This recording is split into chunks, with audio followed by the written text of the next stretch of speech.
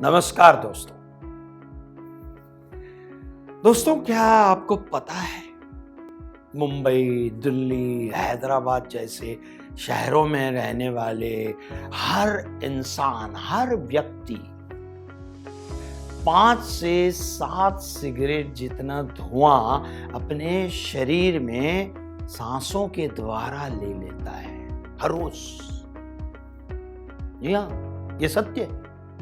छोटे छोटे बच्चे जिनका शरीर कितना नाजुक होता है, वो कैसे इतना सारा प्रदूषण सहन कर सकते हैं? और ये सब क्यों हो रहा है हमारे साथ? पता है क्यों? क्योंकि हम लोग हर सुबह जागते जरूर हैं, लेकिन अपने आसपास के हालातों के प्रति बिल्कुल सजग नहीं हैं, बिल्कुल अवेयर नहीं होते। हम हवा, पानी, जंगल के बारे में सोचे, क्या जरूरत है? दोस्तों, ये विचार आज से 30, 40, 45 साल पहले तक ठीक था, लेकिन अब पानी सर से ऊपर हो चुका है। दोस्तों, अगर आप आज पर्यावरण के विषय में सीरियस नहीं हुए, अगर गंभीर नहीं हुए पर्यावरण के विषय में, तो आपकी बची हुई जिंदगी भी हजारों बीमारियों के साथ गुजरने वाली है। हाँ, इसमें बिल्कुल कोई शंका नहीं है। ऐसा होगा अगर सजग नहीं रहेंगे तो प्रकृति के विषय में। दोस्तों, प्रकृति का कितना सीधा सा नियम है, आप प्रकृति को खुश रखिए, वो आपको खुश रखेगी। हमारे देश की नदियां, जिन्हें हम देवी मानकर पूजा करते हैं, वो नदियां एक गटर की तरह हो चुकी हैं। जी हाँ, अब दिल्ली जाइए, यमुना नदी का पानी तो सबसे ज्यादा जहरीला है। कितना गंदा पानी हो चुका है वो। आज हम अपने लालच में आकर हर दिन लाखों पेड़ काट देते हैं। ये पेड़ ही हैं जो हमें ऑक्सीजन देते हैं भैया। जो हम ऑक्सीजन लेते हैं जिंदा रहने के लिए, वो पेड़ से तो आता है। इतना ही नहीं, और भी अलग अलग तरीकों से हम अपने आसपास का पर्यावरण खराब कर रहे हैं, तहस नहस कर रहे हैं सब कुछ। आप लोगों ने बाबा आमटे का नाम जरूर सुना होगा। बाबा आमटे एक बहुत बड़े सामाजिक कार्यकर्ता और पर्यावरण के रक्षक थे, संरक्षक थे। उन्होंने गांव के पास एक जंगल में अपना आश्रम स्थापित किया था। जब वे अपने आश्रम में रह रहे थे, तो पास के ही जंगल में पेड़ों की कटाई का काम चल रहा था। इस पर बाबा आमटे ने प्रकृति की सुरक्षा के लिए जागरूकता प्रदर्शित करते हुए लोगों को समझाया कि जंगल के पेड़ों को काटने से प्राकृतिक संतुलन और वन्य जीवों के निवास को हानि पहुंचेगी।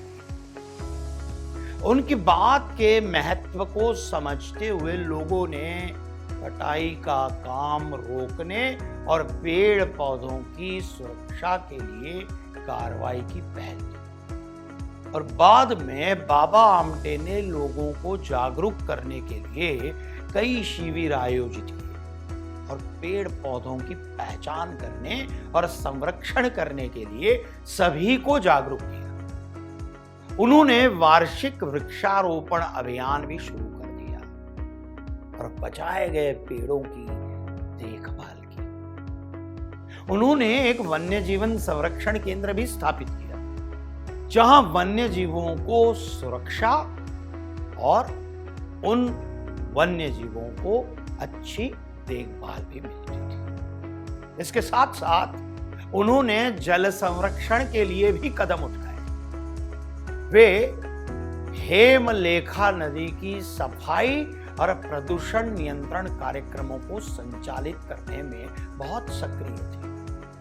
बाबा आमटे की जागरूकता ने लोगों को वन्य जीवों के संरक्षण, प्रकृति की सफाई और जल के संरक्षण के महत्व को बहुत अच्छे तरीके से समझाया। उनके सामाजिक कार्यों के माध्यम से वे प्रकृति के प्रति जागरूकता और संरक्षण का प्रसार करते रहे। इसी क्रम में एक और नाम है बाबा बलवीर सिंह सीचेवाल का। बाबा बलवीर सिंह सीचेवाल भारत के पंजाब राज्य के एक पर्यावरण कार्यकर्ता हैं। उनके काली बीन नदी को साफ सुथरा बनाने की गाथा आज हर शख्स सुनाता है। इस कार्य में जब उन्हें किसी की मदद नहीं मिली तो वे अपने अभियान पर अकेले निकल पड़े थे। अकेले बाबा बलवीर सिंह जी ने अकेले ही अपने दम पर बगैर किसी मदद के काली बीन नदी को साफ करने का एक आंदोलन छेड़ा था। इस काम में धीरे धीरे कई लोग उनके साथ होते चले गए। 6 से ज्यादा नगरों और 40 गांव के लोग काली बीन नदी में कूड़ा डालते थे। कितने? 40 गांव के लोग। और नालियों का गंदा पानी इसमें मिल जाता था और लोग आसपास जब चलते थे ना, ये नदी के आसपास, तो ऐसे नाक पर ऐसे रुमाल रख के चलते थे। इसके चलते ये नदी बिल्कुल गंदे नाले में तब्दील हो चुकी थी और नतीजा ये हो गया था कि आसपास के खेतों को पानी भी नहीं मिल पाता था। सोचिए आप, वर्ष 2000 में बलबीर सिंह जी ने इस नदी को साफ करने का संकल्प लिया था और उन्होंने अपने साथी और सहयोगी स्वयंसेवकों के साथ मिलकर इसके तटों का निर्माण किया और नदी के किनारे किनारे सड़क भी बना डाली।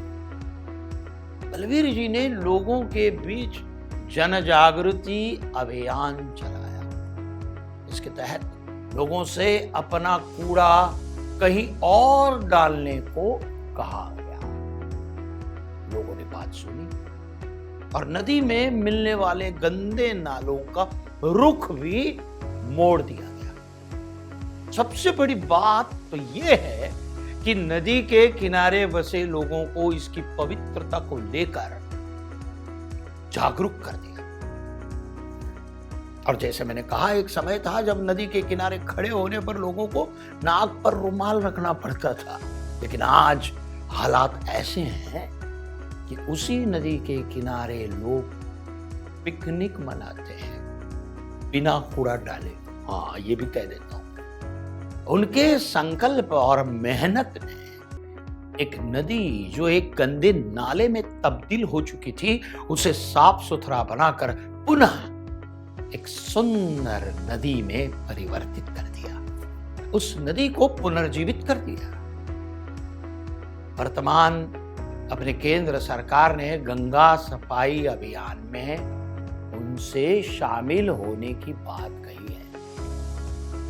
तो बच्चों, अगर हम अपने आसपास देखें तो ऐसी कोई चीज नहीं मिलेगी जो हम इंसानों की वजह से दूषित नहीं हुई, है ना?